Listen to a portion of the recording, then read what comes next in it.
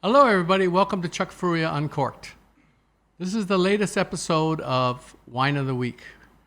So, as Ariana Suchia, one of our collaborative partners, has requested, can we talk about other grapes besides Chardonnay, Sauvignon Blanc, Cabernet Sauvignon, and Pinot? So, I thought this week we're going to talk about the grape variety Gamay Noir. So, Gamay Noir is most famous for coming from the area of Beaujolais, which is part of southern Burgundy. So over the centuries, I believe the Pinot Noir grape mutated. And because the Gamay Noir is actually an offspring, Pinot Noir being one of the parents. So somehow it decided to mutate so they could adapt to the different soils, which are more granitic-based, granite soils of Beaujolais versus the limestone you see in actual Burgundy proper. So I think the grape just mutated.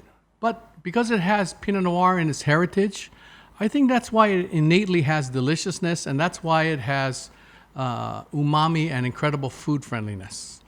And in Beaujolais, like Burgundy, it's not hot. So the growing seasons are long, and so they're harvesting in October, and September, late September, So, there's a lot of physiologic maturity without thickness, without, viscosity. It's lighter on its feet. It's typically lower in alcohol. And the one we always talk about, of course, is Domaine de Peuple. It's simply from the Beaujolais area. So we're not, you're familiar kind of with that. I wanted to give you a different slant on what Beaujolais can be.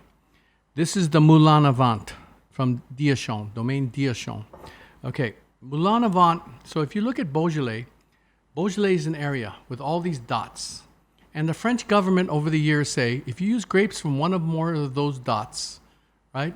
And you follow all of our restrictions on the winemaking and grape growing, you can call your wine Beaujolais. Now, somehow over the centuries, there's 39 villages which have stood out as being something exceptional.